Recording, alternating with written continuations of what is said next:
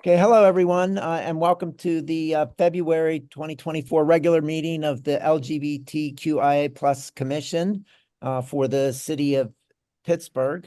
So I am the acting secretary of the of the commission, and I'm gonna call the meeting to order at 5:42 p.m. and I need to do roll call. And of course, I didn't bring up the list of commissioners. And last time when I did this, tried to do it by complete memory, I stared at Lenny Orbovich and then never called called his name. So I'm going to get the freaking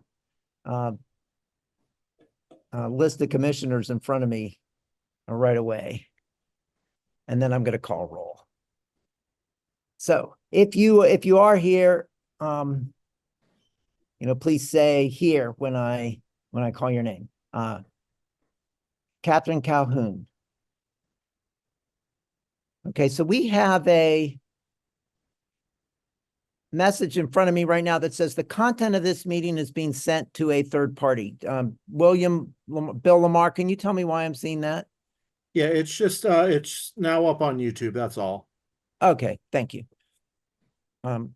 Is CC here yet? I don't see my full screen. No. All right. Denise DeSimone. Here. Calvin Astor Ecker. Not here. Billy Heilman is here. Sue Kerr. Not here. Julian McLean. I'm here. Hi. Maria Montano. I'm here. Great. Lenny Orbovich. Here. Richard Parsakian. Here. Shantae Porter. Not here. Christopher Robinson. Here. Thank you. Sarah Rosso. I don't think she's been able to check in yet. Where was I? Derek Tynes. Present. Great. And Guillermo Velasquez. I think that's, Kevin Carroll. I'm here. Thank you, Kevin. Sorry I didn't add to the list that I was reading from, but I'm so glad you're here as a new commissioner. And we, of course, also have Adriana. Say your last name, please, Adriana, so I don't say it wrong. Brannon. No problem. Okay, thanks. Yeah, I have glasses and I'm squinting to my screen. So I will I'll share my screen so that you can see the agenda. I'm going to try to not keep the agenda up as much because I think it's kind of important to, see the Zoom without the agenda. So we don't always need it. But here, just to get started, so you can see what we have. So we've done roll call. So the next thing is the reading and approval of the December 2023 minutes. So those were sent along with the agenda. So hopefully you've had an opportunity to read them. And if there's any errors or things missing or inaccuracies, in a moment, you'll have a chance to say so. But first, I'm asking for a motion to approve the December minutes. I'll second that motion. Okay, thank you, Julian. Is there a second? Second. Thank you. Okay, so are there any comments on the December minutes? Hearing none, we'll go to vote. All in favor of accepting the December minutes, say aye. Aye. Any Aye. opposed? Aye. Any opposed? All right, the ayes have it. The minutes are adopted. So the next item on our agenda is acknowledgement of public comment. I'm not aware from so we have an email address. There's an opportunity for people to offer public comment through our email system while we're doing virtual meetings. And I am not aware of any new messages that would be in the category of public comment. Is there anyone else who may have had the opportunity to review our emails. I think it's generally Sue Kerr does that pretty well and me not so well. But I don't know if anyone else has done that. If anyone has, I'll give it a minute, not a minute, but a couple seconds, and then we'll go on. Okay, thank you. There's no public comment to report at this meeting. The reports of the, you know what, let's do this first, if I may. Because we did have at this part in our agenda, although we struggled with quorum a few times in the latter part of 2023, but we did have a spot to introduce the new idea manager for the city of Pittsburgh, who is dedicated, you know, to our commission, at least some portion of their job. And we did have some conversations and interactions with Dr. Boyd, which were, you know, very enjoyable and positive, but now we have a new idea manager. So, Adriana, thank you so much for, you know, getting connected to us. I didn't send you a link, but somebody did, so that's wonderful. And, but is there anything you'd like to say? Can you introduce yourself and tell us anything you want to tell us about your role and what you might, do for us and what we can do for you and what we can do for, the folks who live in and near our city? Yes, absolutely. So thank you for making time for me to speak in the meeting. Everyone, my name is Adriana Brannon. I've been in this role as idea manager for about 3 weeks, so I'm very freshly new and still getting a full understanding of all the work that you've done in the last few years and the work that you are currently doing. And so today I'm just hoping to hear your meeting, figure out how I can be supportive toward the work you're actively doing and how I can help to continue the progress that you're already creating within the city. And I am so sorry if you hear any grumbling in the background. My dog is very vocal and loves when I'm on meetings to talk to me the whole time. So, but overall, I'm just very excited to be a part of this. I worked specifically on LGBTQ issues while I was in Philadelphia. I'm from Philadelphia originally. I worked with the school district there to instate a policy to protect trans students, specifically policy 252, if any of you guys ever want to spend some time looking at it. But loved the community I had there, loved the work that I did there. Now that I'm in Pittsburgh, I hope that I can continue to contribute to the community here. So very, very happy to be here, and thank you for giving me some time. Wonderful. Thank you so much. Does anyone have anything they want to ask or say? I'm wondering about the other lady. Is she still in the mayor's office or is she completely out of the picture? Do we know, Maria? Dr. Boyd is what he's asking. Yeah. Is she still in the mayor's office? I think Maria's not able to respond right at this moment, or she Okay. will. It's not currently in the mayor's office. I'm the only person in the idea manager position. No, I got that. I was just wondering if she had maybe took some other position on or something. Not that I know of. Okay, thank you. All right. Well, thank you very much. So now I'll go back to, I'll share the screen. I'm going to try to, take the agenda down. We stare at the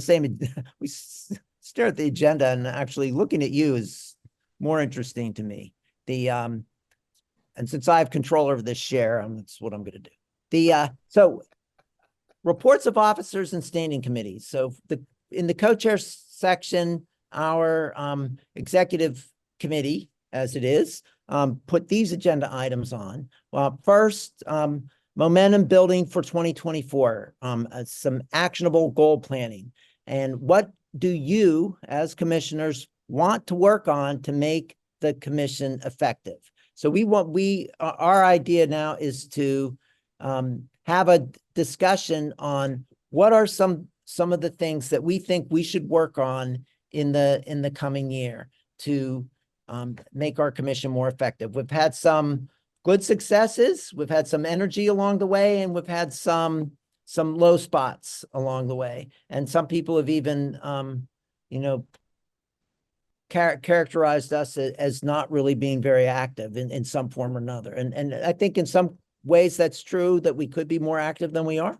But I also know that many of us have a lot of desire for this commission to be effective and active and doing the charge that the legislation that created the commission that we're a part of right now intends. I'll just stop there. Intends. That's a good way to end it. So I have a few ideas, but I won't start with them. That's where we are on this agenda item. And what do you want to work on to make the commission effective? You can raise your hand or just speak. Okay, Julian's first. Derek, you'll be next. I think you raised your hand or you also. Okay. Yeah. Go ahead, Julian. Yeah, so this is a question maybe for Adriana as well, but I know that we were working on some sort of more connectivity between us and the community, rather that be some more ready available portal on the website, or sharing what we were doing as far as our projects on the website. And I just wanted to know our capacity, like for augmenting the website or putting something new on the website. I know that takes some time, especially going through the hierarchy of the mayor's office. But that's my first question. Like, what are the resources that we can, or what have other commissioners or commissions done in terms of making their portals more active?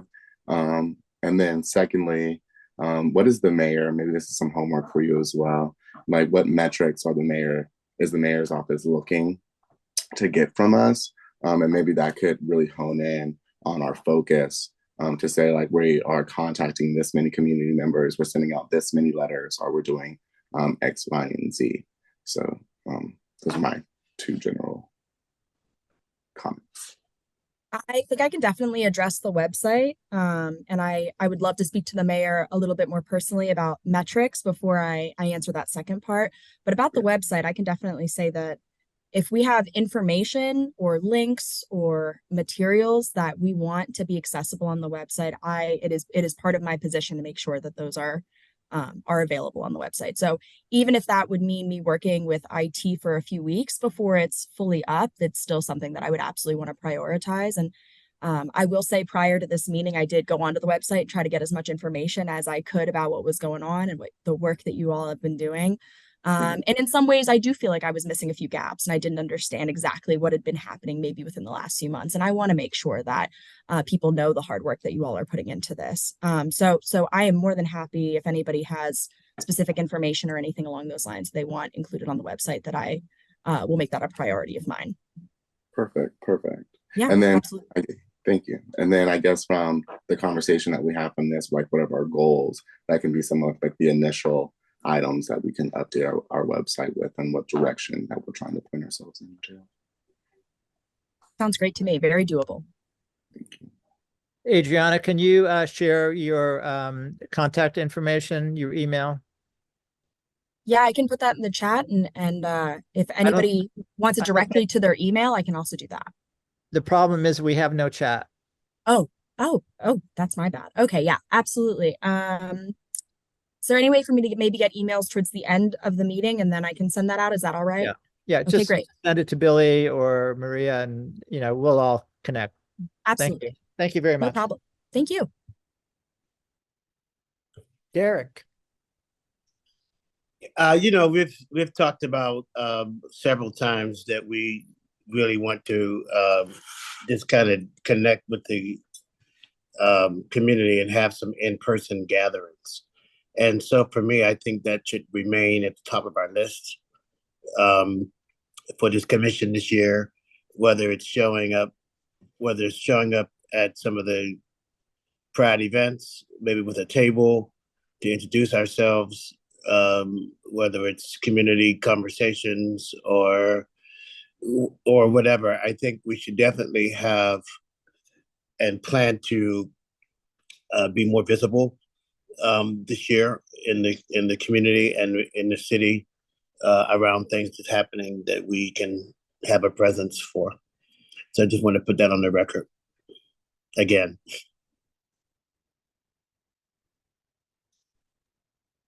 I agree with Derek 1,000%. You know, those are two important things that we have talked about.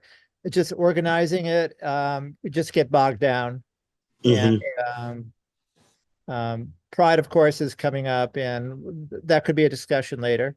But we definitely need to have a presence somewhere.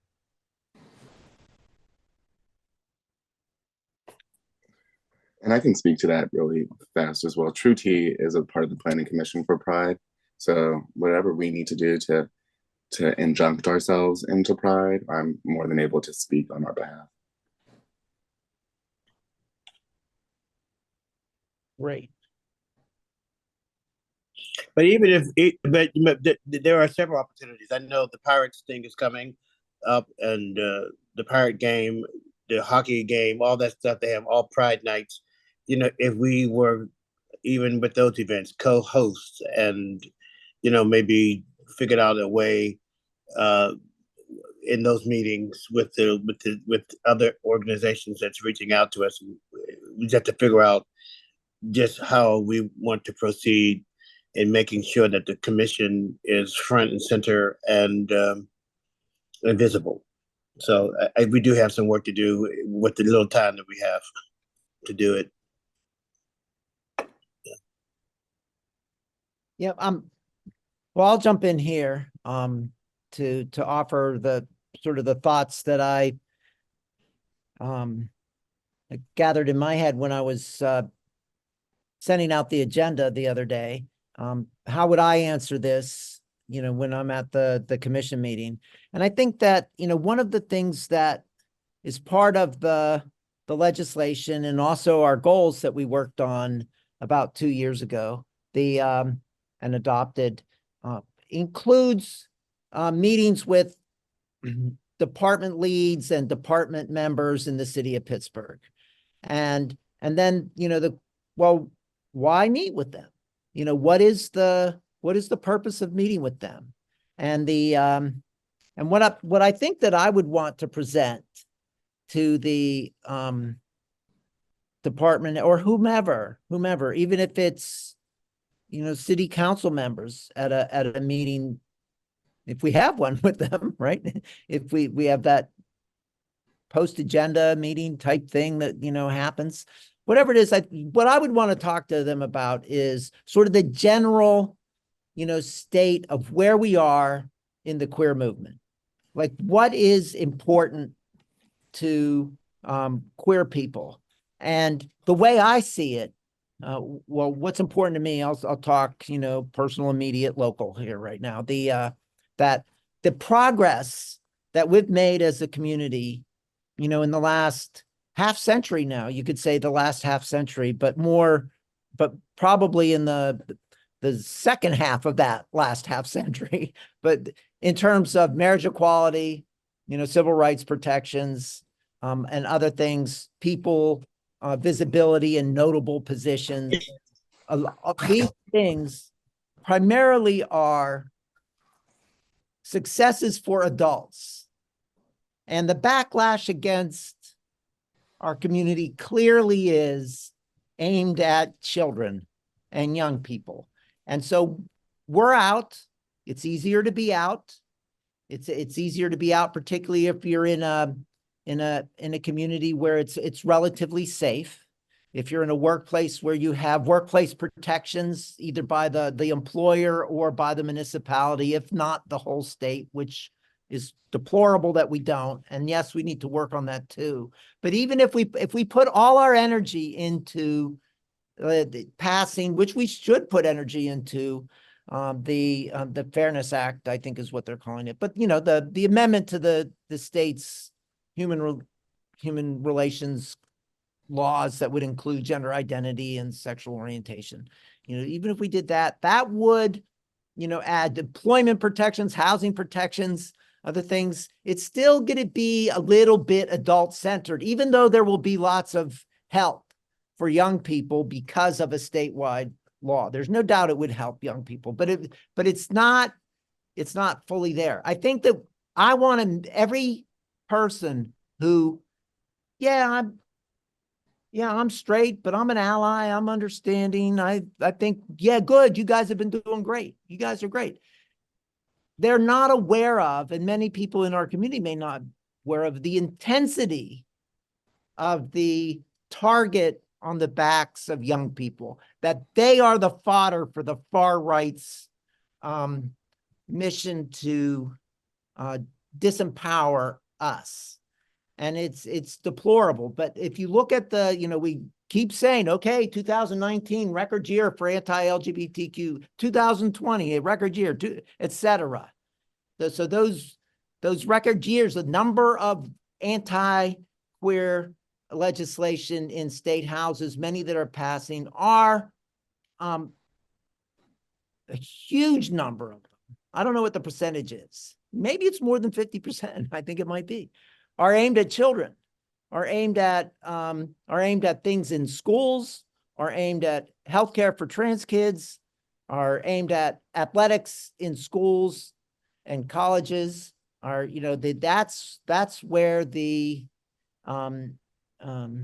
vilification of queer people is most harmful and poisonous right now.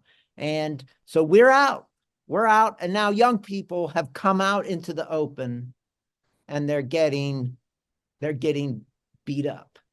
They're getting bullied in school. They're getting, denied their identity. The attacks, the open attacks on young people is unleashed now. And it's almost cruel. It's beyond cruel that our movement that is built on being proud of who you are. I mean, we say pride. We don't even say LGBTQ pride. We just say pride. That's how, being who you are has, and then the fundamental idea of being out of the closet is putting children in harm's way. And I think that everybody needs to realize that that is the fascist attack on our community, and that our allies who support us and may write checks for good things and come to parties may not fully see. I want our commission to be a voice in that, in our city, understanding the depth of that. Thanks for listening to all that. Maria? Thanks for that. And I think you've got a lot of right there. I know right now there's at least 130 pieces of anti-trans legislation moving throughout the country, specifically aimed. And the reality of it is that while it is targeting trans kids, it's now gearing up targeting trans adults. West Virginia is seeking to pass legislation that would make it impossible for a business to receive a contract with the government in West Virginia if they provide any funds for their adults to receive gender affirming care. Or they would not be able to pursue a contract with the government if they allow trans people to use their bathrooms. Governments in Florida and Utah are banning our ability to use the bathroom, making it a felony to do so. Ohio is making moves to make legislation that would severely diminish trans adults' ability to receive gender affirming care in that state. These attacks are coming, and it's becoming a fevered pitch. And I think, yes, let's do all that we can to protect our kids, but also realize that trans adults are deeply hurting too, deeply hurting. And as someone who has to live very openly and in the public sphere, it's not safe to be out right now, to be perfectly honest. Like, I posted about baseball publicly on Twitter yesterday, and I got called a pedophile, a groomer. People joke every day about what bathroom I use. So, this is a serious issue that is impacting the lives of the adults in our community as well. And I'm proud of the fact that the city is a sanctuary city for gender affirming care, but we've got a lot of work to do to live up to what that means. So yeah, I think, just raising the level of public consciousness about what the trans community is seeing and facing right now is a major priority, and ensuring that as we move stuff at the state level, that we're not going to be okay with any sort of move or desire to sever trans people from protection in our state.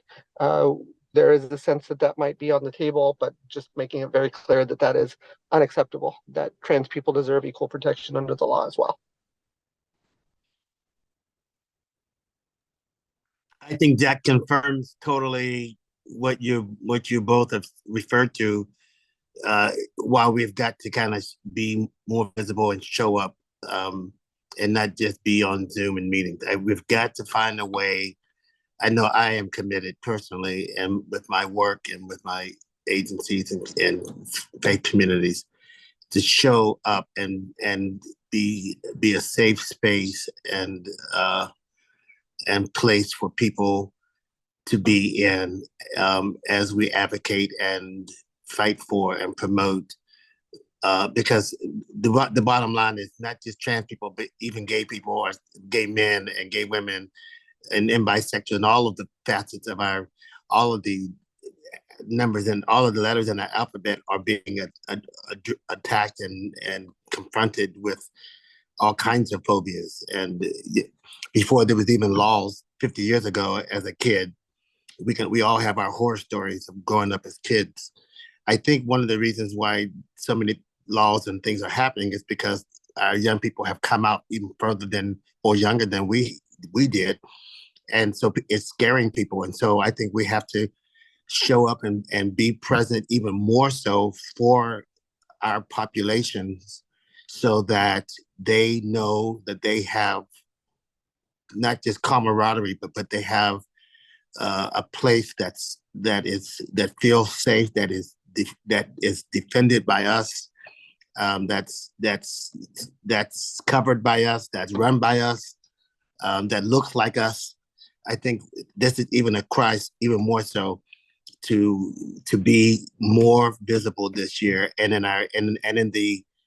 the whole fabric of the rest of our commission's efforts. We've got to find a way to show up. We've got to find a way to show up, or multiple ways to show up.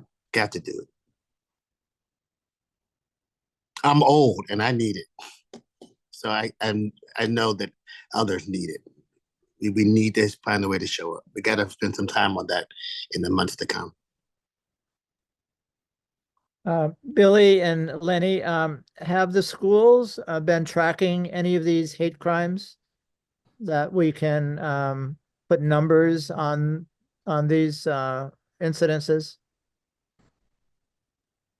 You mean like within the district, Richard? Yeah. Not in an official sense. We do maintain open lines of communication amongst within the schools and the GSA advisors.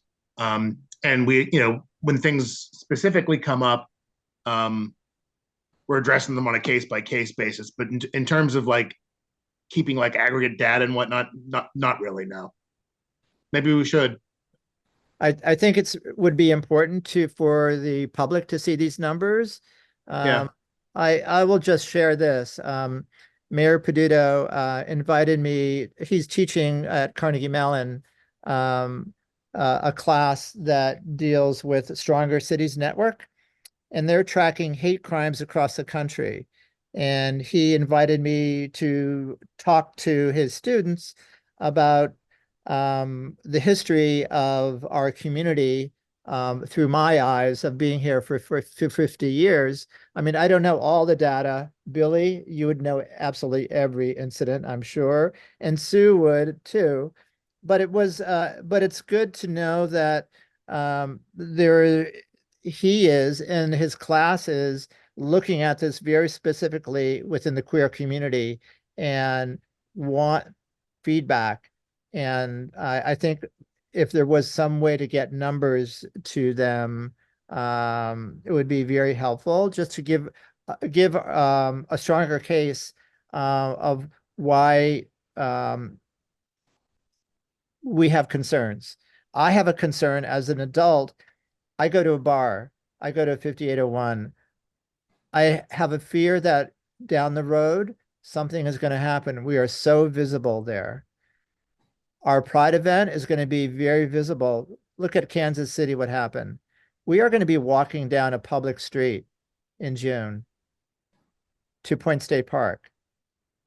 What will the city do? What will it protect? And like, you cannot protect us enough. There's not a way to protect everybody. There's always a new crazy person that is listening to a political voice, creating fear among the people who just do not understand us or the others. It's always the others that are being taken to task, be it for their religion, whatever else.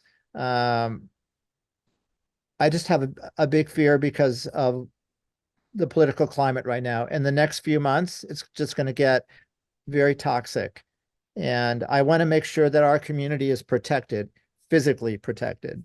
As an adult, as a child, being bullied in school, I never went through that. I just cannot imagine being a trans kid in a school right now. I am proud, and all of you know, I'm very proud that my business is a very safe space. So when children come to my store, and adults, they know that they have an ally and somebody within the queer community that knows what they're going through. Sort of. I always say I cannot walk in your shoes, but I can share my history, and I want to hear what you're all about too. But this is a safe space when you come here. And whatever age that is, I think it's important for our community to know there are places that they do not have to worry about. But I'm here by myself right now. I don't know if somebody's crazy is going to come in. They know I'm a queer business owner. I just read in the paper of this bar owner locally. I can't remember where it was. I'd have to read the paper again, but he was shot because the person said he was a child pedophile. He was a pedophile. And to me, that's saying he was queer, and he was not. So I think they're using that word pedophile as a way of saying, okay, let's target that person. And I want to be able to protect our community and educate the people that are trying to navigate our coming out, in a sense. And I'm just very worried right now, and I've never been worried. And I don't know what we can do, but I think it's a discussion with the police. Larry definitely has to be brought into this. He understands, and Maria from the city, you understand too. I think we're going to be in a very public space in a couple of months, and there'll be a lot of politicians there. I'm sure there'll be some senators there. So there's something that we have to address. Well, yeah, thank you all for those comments. I think they are, spot on. And thank you for, expressing them, particularly you, Maria, but also everyone else. Richard, your last words there too. So, because it has moved me to modify what I originally said somewhat. Lenny, I see your hand, so I'll make this short. But I think that, if we're going to, so this is how do we bring out the main points of this? And what I mean by modify is not to so much center it on youth, but I really think we gotta include that and lead what's happening to young people, because that was the storm that happened in the last few years. But Maria is right. The viciousness of the anti-trans legislation now is specifically going after adults in many pieces of the legislation. So, but I think what we need to do is pull out the main things of this, and essentially have a presentation and meet with departments. Every single human being that we meet with will gain something from this. We'll gain an understanding, and we'll notice more of what they hear about. Like, my goodness, there really is this, I'm going to use the word again, fascist backlash against queer people that is a growing presence in our country, and that it needs to be known, and it needs to be, it can't be, you know, a decade from now when so many incidents have happened that people say, oh my goodness, I didn't know that was going on, and all those people were suffering that way all along. That we can't allow to happen. So I see a couple hands now. So Lenny and then Julian.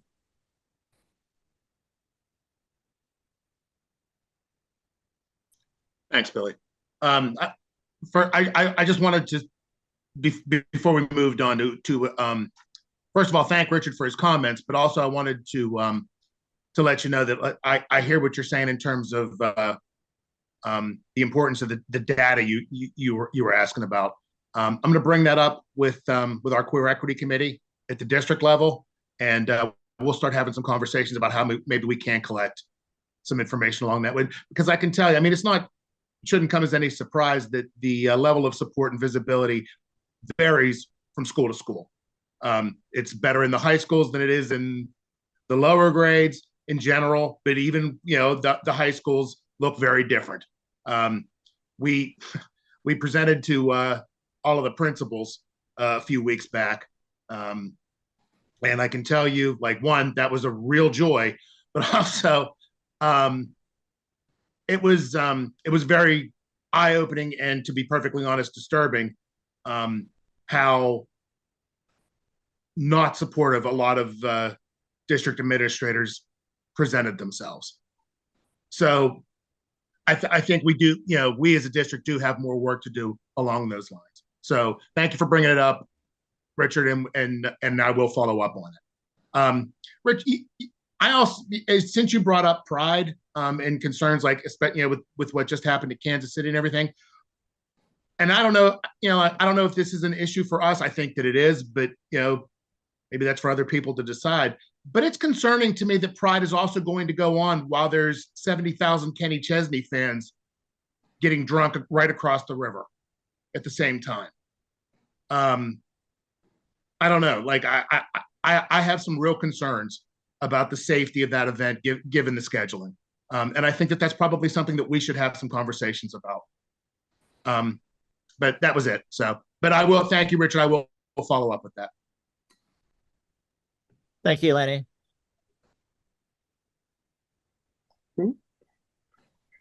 Okay, I just wanted to, thank you, Lenny, as well. I kind of just wanted to wrap things up in terms of what we can kind of have Adriana kind of have a tangible item to pursue. So I kind of put all of our wants into a kind of maybe a button or a request that we could maybe use on the website, as well as, of course, us doing our due diligence and reaching out to the organizations and the bodies that we want to reach out to. But I have, like, let's plan a training. Maybe that can be a button or a toggle on the website where we can go to these corporate offices or principals or wherever examples we were speaking of and have a curriculum of those metrics that we want to get or whatever information that we want to divulge to those groups. Maybe it's something like, let's collaborate. We want to attend your event, or we want to co-host your event, making it easier for people or to streamline for people to have us come out or to have us be a collaborator, what we're doing. And so, like, a list of upcoming projects, what we've done, and archive of accomplishments, and then maybe our list of resources where we just have a complete list of the people that we find would behoove community. And I don't know what that process would look like, because I know that there's always some red tape around organizations and who works there and who started them and stuff like that. But a cohesive list of maybe avoiding homelessness or food depravity, stuff like that. Of course, STI, HIV testing, things of that nature, but having it easier for people to kind of navigate what the commission can do for them, and highlighting all the things that we kind of just pointed out. That was it. Denise?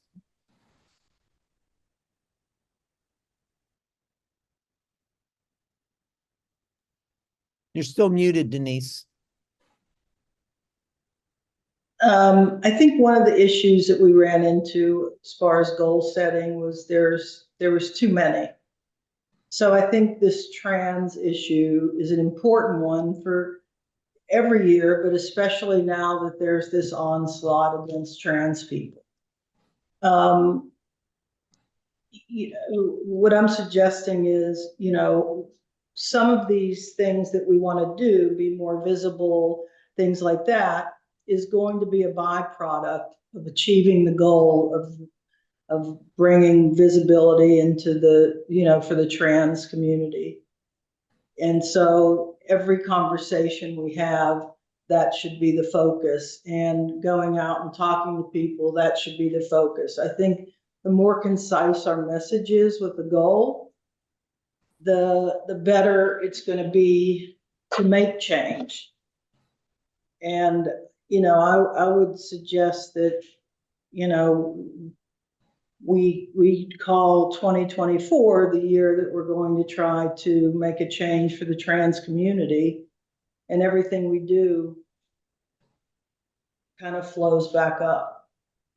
So, just my 2 cents, because I think it'll be easier to get actionable things and, outline actionable items if we stay, focused on that. It doesn't mean that I think we won't help other things as they come up. I think that's kind of course of business, but I believe one overarching goal to try to attack, I think, would be better. Again, my 2 cents.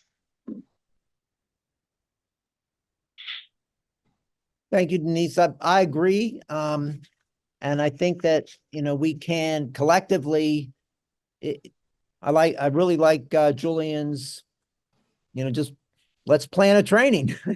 Let's plan a training, or at least if we plan a training, we have what he called the curriculum available for whatever forum we might then be a part of. If we're asked to speak, if there's a panel of us that's asked to speak somewhere at a city department meeting or something like that. And certainly, what we want as that message, if it's regarding what transgender persons are facing, but maybe not entirely excluding the other letters in our really magnificent series of letters in our commission name. But I think that the emphasis that you're saying is certainly the right one. That's the majority of the bills in state houses across the country. That's the one. So let's at least work on planning a training and what is the curriculum of it. And I think that it'll apply perhaps in other forums than just simply a seminar would be. Adriana? I just wanted to say I'm really enjoying hearing all of these ideas, training, our specific focuses. And I wanted to know, I've been over the ordinance a few times that kind of spells out all of the duties of this commission. And part of that is analyzing and studying issues related to the community. And so I wanted to know, if we're having any difficulty with finding a focus area or finding a way to have impact, is there an interest in doing a study or some research with a certain part of the community, with the community as a whole? I know, for instance, I'm working on a Black Women's Equity Initiative, and we're doing a wellness index. So actively speaking to Black women within the city about what wellness looks like for them. What are those metrics as to what like a good quality of life is for them? And I wanted to know if maybe that was something of interest to the commission at all, just as an idea. For me, yes. Thank you, Adrian. That would be a great addition. So, and I can speak to that. One of the most popular things, I'm also on the board of the Urban League of Greater Pittsburgh, but one of those our most popular events on what the community really wants is the State of Black Pittsburgh. And it's just an amalgamation of housing, education, food access, all the transportation. And I think that, I mean, I can even get us the template or whatever that we use for that because we're just starting those planning meetings. But I think that would be something to use or useful for the LGBTQIA plus community. But yeah, I think that's a great idea. And then I'm only keep on pushing this website stuff because I just try to make it easier. Like we just want to work so much easier. And I know from True Tea, we get a lot of requests from people that we've never even thought of just via our website.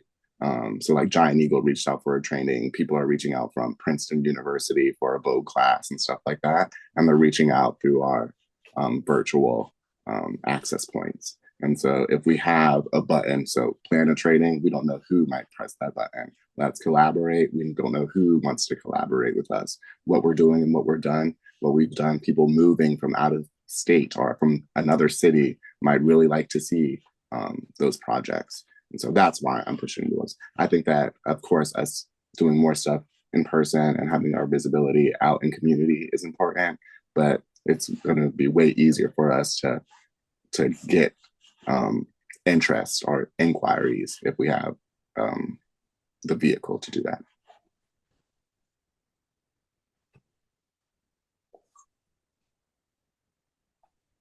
Well, I think it's an important idea and one that, you know, we have talked about how to get community input, but I also think an instrument, and I think we need some expertise. I know that the equity study that the Gender Equity Commission did several years ago that was so revealing, not only about disparities based on gender, but disparities based on race in the city of Pitt. It's just an absolutely marvelous study that that they did. The commissioners didn't just do it, right? They were there. It was essentially, there was I think some University of Pittsburgh researchers helped devise, you know, the mechanism for that instrument and put together that study on behalf of not that some of the commissioners weren't a part of the work, but there was expert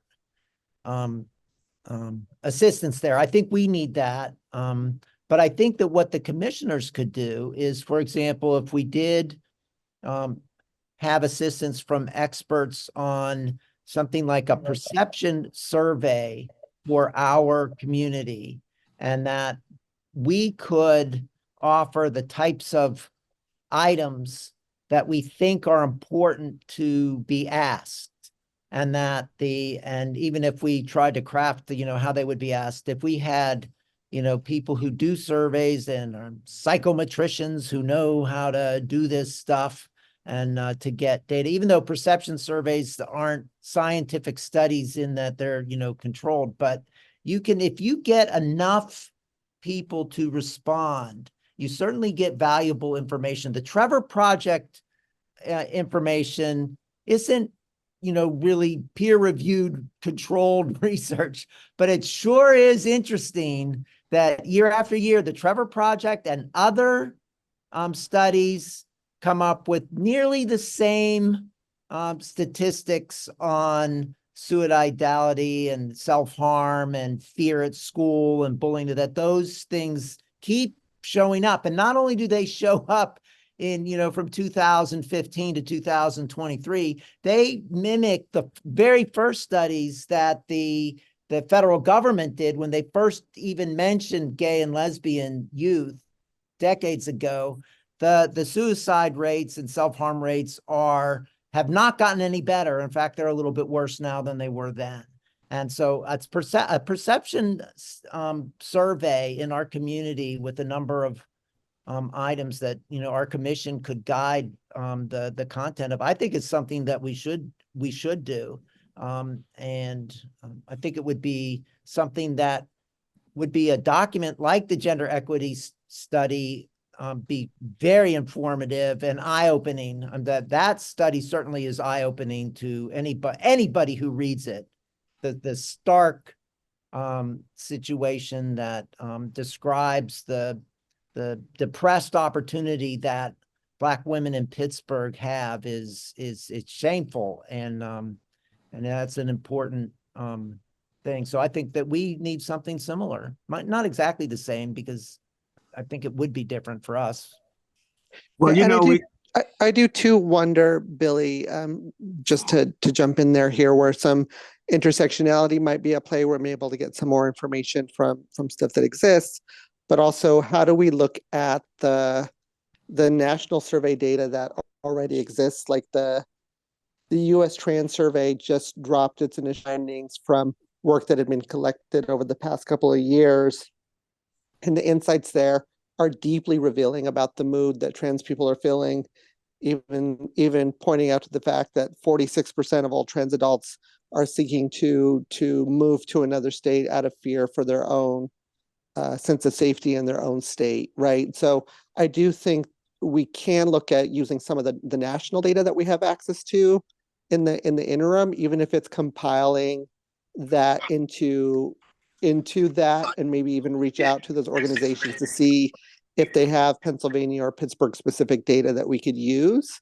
Because I bet you a lot of our community has probably already done teen surveys or participated in a bunch of data gathering surveys. And I wonder if there could be some partnerships there to explore, to see if we could extract that from some of the national stuff that's out there. We do have several studies that have been done here in the Pittsburgh region in the last 10 years that probably, and all of the 2 or 3 that I've read, all look like you said, Billy. The stats haven't changed much, and it's just not trans. It's inclusive of other populations in the community. But there are at least 3 that I know of that were done within the last 10, 12 years, that if you're going to compile information, you definitely want to check them out. I know Hemway did one, Perced did one. I know there's one that Sue was involved with. So there are definitely some studies about queer life here in Allegheny County and in the greater Pittsburgh region that's already documented, and all of them read the same. The bottom line is the same, basically. So you definitely want to check those out if you're going to compile information. Indeed. I saw Sarah's hand for a moment, and I know Sarah has a lot to say on this subject. I don't know whether she's able to right now because she has some other things in front of her. But Sarah Rosso, if you're able to speak, just raise your hand again. We'll go to you. I have just a few seconds, but I want to amplify the PA health needs assessment. I know that the questions there are likely not all encompassing for what we need in terms of local data, but this is a survey that's repeated every 2 years, and it's been happening since 2018. And it gives us a really good snapshot of what the impacts of various health issues and concerns are for our community across the age span, including youth. For example, one of the best pieces of data that's come out of that for us to think about is that in Allegheny County, 9 out of 10 youth going into COVID in 2022 had experienced a mental health challenge or crisis within the previous 12 months, right? And that was in 2020, right before we were headed into March. So that is something that is about to start again. And I think as a commission, we may want to supplement, look to national data, look to trans-specific data, and add other questions. But if we're looking to see the experiences of LGBTQ people, we can work with the researchers on this project. There are local partners as well that are responsible for data collection. We can take responsibility in that effort. We have to get everybody to take that survey because it's what drives funding and opportunities for specific health interventions to occur at the state level. So I think that that's really important, and it's really important we help with that. and then figure out what those gaps are. You can also pull those data reports over the last 6 years to see where the trends have been specific to health, and go from there, basically, I think is what I want to say. And the last piece of it is, if we have a research component and some partnership with the city, like I've been able to request zip code specific data. So usually they put out reports by county or by region. So we have a lot of Allegheny County data, but we're the city of Pittsburgh, so we could also filter the data by city of Pittsburgh zip codes to pull the report so that it is, that's really the newest survey that's been happening over the last 6 or 8 years.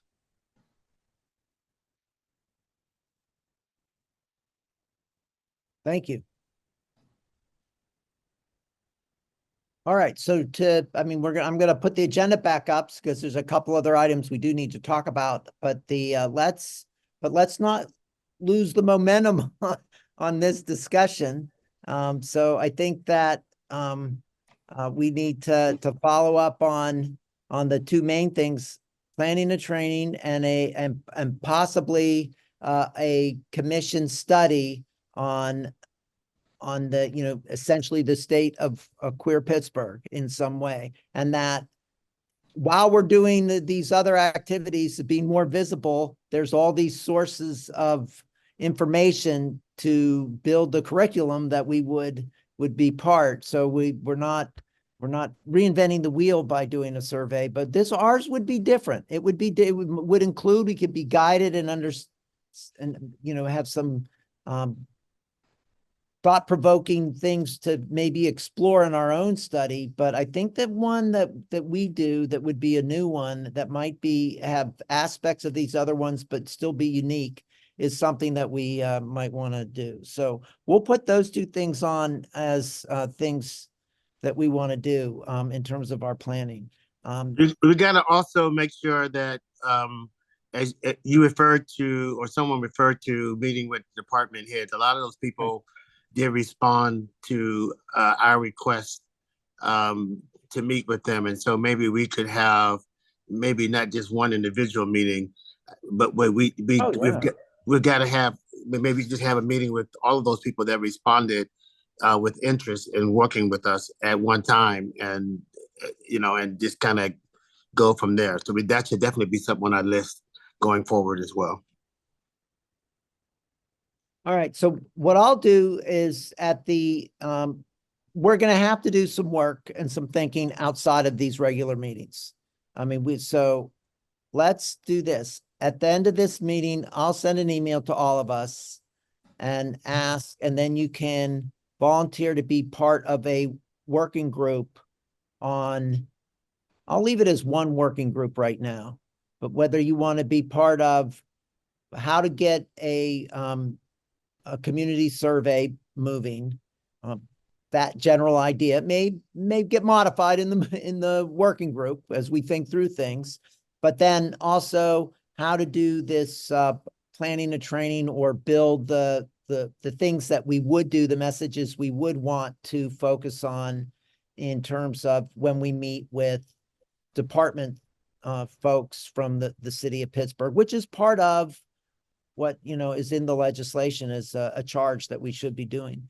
But I'll send an email, read your email, respond to being part of a working group. When we get a good number, we'll figure out when we can meet. I think you might be noticing from my tone of voice that maybe I'm not leaving as fast as Derek said a few moments ago. So I'll talk about that a little bit too. But anyway, I'm going to share the agenda again, and we'll see what we can accomplish. We're at 6:41, and we're going to end at 7.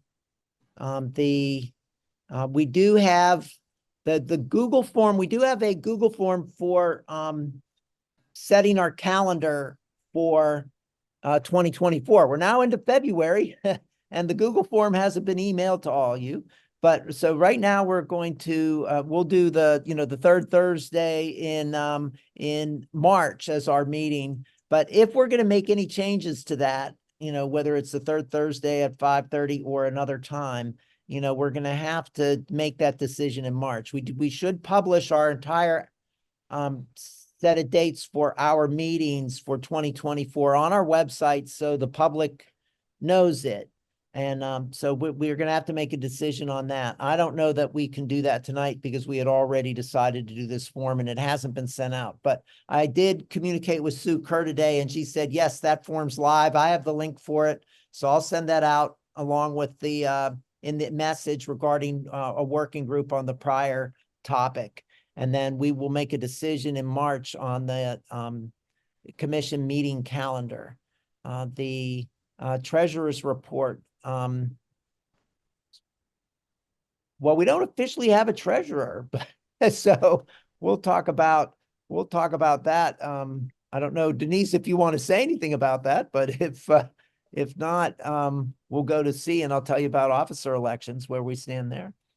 The only thing I could add is Adriana, as expenses, as needs happen, we don't really have a budget. The commission will probably rely on you to see if we can find resources within the city. So printing, things like that.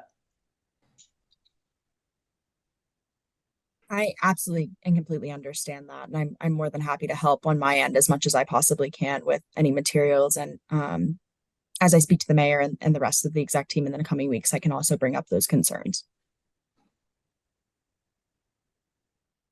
Great. The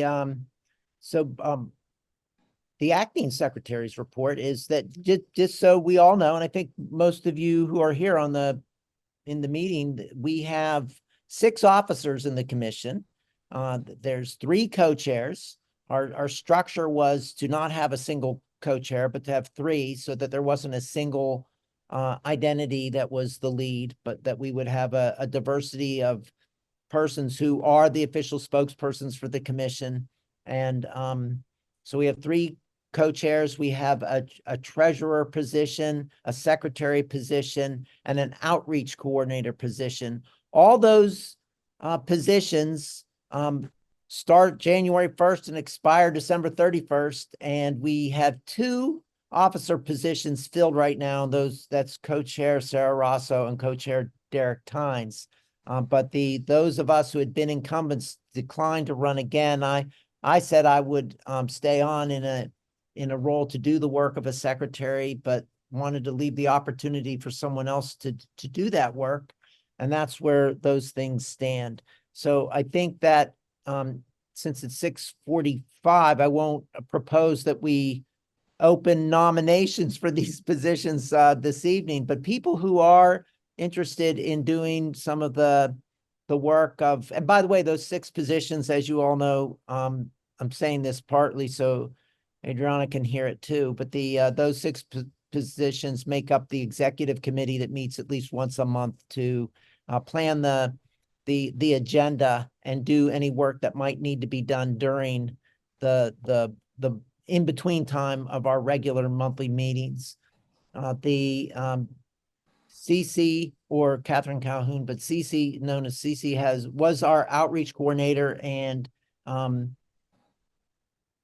we have here, her comment was she really wants us to be proactive in sharing the link in applying to be a commissioner. So we need to do that. So there are open spots on our commission. People can apply, and that really needs to be pushed. And our idea is that it is pushed through our social media. If anyone has a comment on that, I'm not sure. I know Sue Kerr did.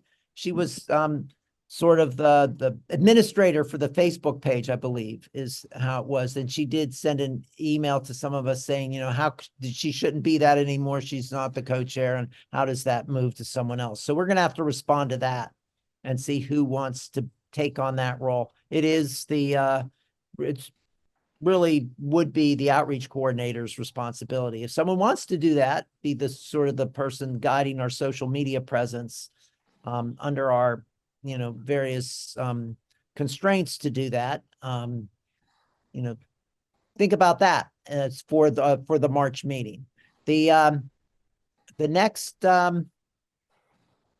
let's see, I'm not sure what to do about, I will say this in terms of, I don't know that we have any reports of special committees. I'll say this regarding unfinished business. We're always going to have PA local legislative policy updates, just in case, just so we can report on things that we know are happening. Richard did share a Post-Gazette article. I won't read it. Sorry, Richard. I can't read a Post-Gazette article until they start treating their writers fairly and the strike ends. But you know, someone who has the information on that. I mean, there is something interesting going on in Mount Lebanon, apparently. Yeah. If you want to, make any comments about that, Richard, yeah, please. I could just say I'll just forgive me for reading one sentence from it. That's okay. Nearly 2 years after a lawsuit was filed against Mount Lebanon School District alleging teacher misconduct on gender issues, an LGBTQ advocacy organization has issued a brief vouching for inclusive curriculum. So they're essentially suing the district so that the children can have more rights in terms of gender identity and trans issues. It really goes again back to trans hate and miscommunication of what our community is all about, and passing laws that prevent children from self-identifying. It's a very the organization Lebo Pride is spearheading this countersuit. So they're trying to give children their rights back in that district. And I have no idea what Mount Lebanon is about. Lenny, do you have any clue? About the circumstances of the suit? Yeah. Yeah. So a parent sued Mount Lebanon because a teacher, can't remember the kid's grade, it was an elementary classroom. I want to say 5th grade, but it may have been younger. The teacher was teaching a lesson on gender identity, trans people transitioning, that sort of thing. Parents sued the district believing that the curriculum was inappropriate for the age and that they weren't given the right, they weren't alerted to it, weren't given the right or the opportunity to opt their kids out. So they sued the teacher, sued the administration in the district. And yeah, Lebo Pride now has filed an amicus brief in support of the curriculum and pointing out the need for for these sort of practices. If I read it correctly, the suit has been amended to simply now, rather than challenge the curriculum, suing the district for not allowing the opportunity to opt out. But I mean, the case law is in place to support the district on what they've been doing. So it's not terribly likely to be successful, as most of these suits aren't. But yeah, that's where it stands. And Sarah has her hand up. Yeah, Lenny, thank you. The notes there for what led to the initial filing are correct. It didn't change anything from the district's perspective. They actually put out an RFP since the lawsuit to engage in equity work within the district to support teachers and educators to better understand how to serve LGBTQ students. So from a practical perspective, it was playing out. The amicus brief that was filed on Monday is a collaboration between 2 nonprofit law firms and Lebo Pride, which is one of my staff members at Hugh Lane. And so we've been talking about how we can help and amplify that case.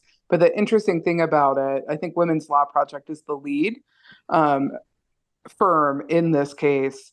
There are 2 other legal matters that are happening, right? And so paying attention to this becomes important because there's issues happening in Pine Richland and rolling back protections for students, and then issues in Southside Beaver where newly elected school board members are pushing forward really restrictive and conservative policies in the district for the first time.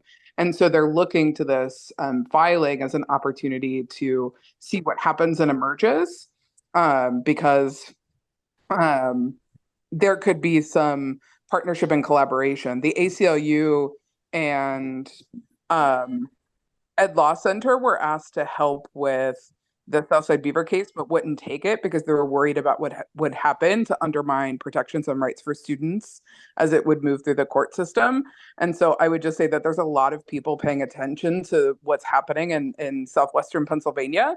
And so we may want to add this as something to follow and get some updates on from those law firms as these things continue to unfold across those 3 school districts. So my question would be, how does the commission interface with all of this discussion? Do we put out a statement? How do we support the parents, not the parents, but the people that are suing for essentially freedom of speech? How would that work with our commission? Because I really want us to have a voice in the community, and when, let's say, I don't know, Maria, you might know more about this in terms of what legally can we say and cannot say. Well, Maria's not here right now, but let's, Okay. we have in the past, when there is something happening, we've made a decision on whether we would make a statement about it. We've done that, through a motion, and then the statement is crafted. So we could do that. This is Mount Lebanon, and it's not in the city. So we also would need to make a decision on whether we did want to weigh in on this. But I'm not, by pointing that out, I'm not pushing it in one direction or the other. But let's maybe we can, it looks like this is gonna be around here for a little bit. I don't know that we have to decide on it now, but we could collect more information on it and decide whether we wanted to weigh in on it. The other thing that but go ahead, Richard, if you want to say something. Yeah, just really quickly, but these are sort of the cases that are coming around us and really are attacking our community. And even if it's outside the city, it's close enough, I feel, within the state. These are issues that are important for us to speak out about. Yep, good. All right, so we got, I see 6:54 on my clock. I just want to say one other thing, but I also want to give, if there's anybody else that has anything else they'd want to bring up, at least you can have a chance to say it. Hey, Adriana, did you have a chance to say everything you wanted to say earlier? Yeah, no, I definitely felt that this first meeting was really for me to absorb everything that's going on here and what all of your priorities are right now, and to kind of see where I fit in that and how I can support you best. I'd also say that if any of the commissioners at any point want to talk to me individually, I'll make sure that you all have my contact information, and we can talk further. Also, I was hoping, I know there was a mention about the executive session. Is there any way for me to be involved in that, just so I have clarity on what's going on? Or Oh, sure. Yeah. So the executive committee, so it's not like Robert's Rules executive session, right? Where you go into executive session and it's secret. It's that there needs to be some planning each month. And so the officers meet on the first Wednesday of the month at 6:00. Okay. And so, yeah, we can send you a invite. And matter of fact, it really, any commissioner, it's not a closed meeting. Any commissioner can attend that. So I'll send the invite to everyone, including you. But it is the obligation of that there be some work so that there's an agenda each, and somebody's got to do it. Why not the officers? They step forward. So that's what that is for and what we're doing. I do want to mention and just ask if, maybe I'll do it in the form of a motion. All the documents that we wrote to legislators, the governor, all those letters that we wrote in the fall, they're not up on the website. I was going to send them. By the way, Smitty does a great job. When we send things to Smitty, he gets things up on our website pretty fast. And so, but what I was thinking of is to create a folder with that would contain like letters that we wrote to the majority leader, both in the House and Senate, the governor, all the other folks, the folks who sponsored horrible bills, but also the letters that we wrote. So I'll put it in the form here, you know, I'll make a motion that we have those letters posted on our website. And if there's a second, I'll say one more thing and then we can perhaps approve it. I'll second that. Yeah, so it's just sending them to Smitty to post, so that they're available publicly, what we wrote. And I'll say this, nobody responded. None of we invited to talk to them about their horrible legislation and how it would harm people, but just we very politely asked them, would you like to discuss this with you? You're talking about us and would like to share some things, but no, they didn't. How about that? But anyway, so thank you for that. All in favor of posting those things, say aye. Aye. I heard a noise. That was good enough. Anyone who's, I mean, did I say opposed? I meant in favor. Anyone opposed, say nay. All right, there it is. I'll send them off. Thanks for your patience with my sloppy vote there. But I think I know what you all meant. If there's anything further, you know, here's your last chance to say it. Go ahead, Richard. Are we getting a representative from City Council on our commission? So I wrote in December sometime, I did alert Darius and other folks in the city. I sent it to Jake first, so that was wrong, and I got corrected and sent it to the right people about that, and they said thank you, and I included Teresa Kale Smith on it about the need for that, you know, Bruce Kraus was no longer a council member, and that representation, there's a seat on our commission for representation from, and they said they were aware of it and that they would take care of it. So both the mayor's office, who makes the recommendation for appointments, and the city council that confirms them, are aware of it. We can send a reminder, but yeah, that was done. Would it be helpful for me to bring that up personally within my office? Because I see no reason not to. Hey, you know what? I'll send you the email chain on that. Okay, I'd love that. All the information then. Yeah, absolutely.